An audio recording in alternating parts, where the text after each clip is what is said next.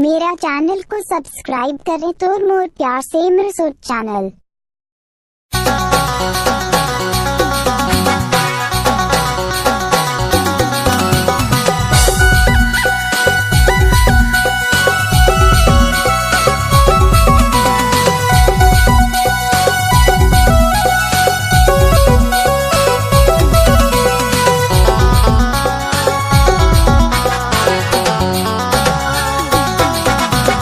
बचपन में दोस्ती किया, जवान में प्यार किया।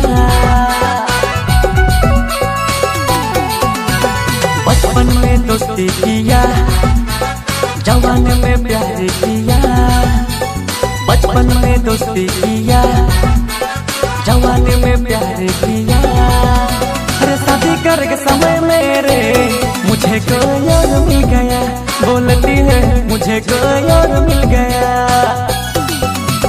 बचपन में बोली थी, उम्र सिर्फ 16 थी।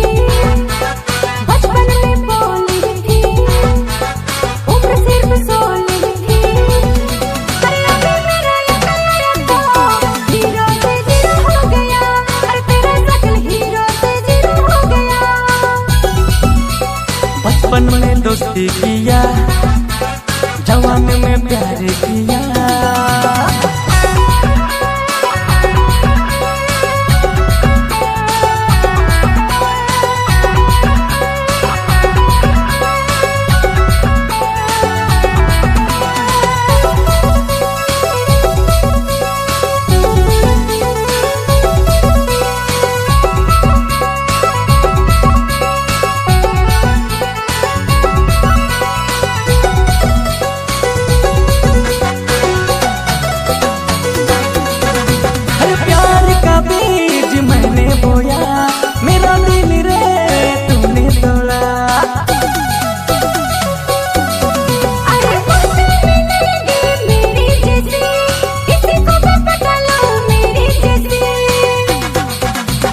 बचपन में दोस्ती किया, जवान में प्यार किया।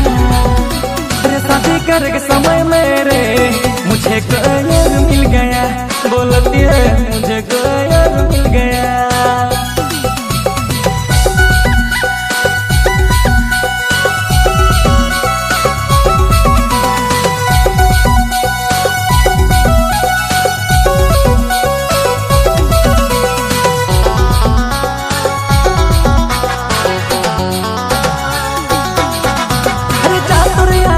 से साथे करी ले जिंदगी भर दुआ दे मोर बट से। मैं तो मजाक कर रही थी, तू तो मेरा खुदा, कैसे रह जुदा। बचपन में दोस्ती किया, पर जवान में प्यार किया। बचपन में दोस्ती किया, जवान में प्यार किया।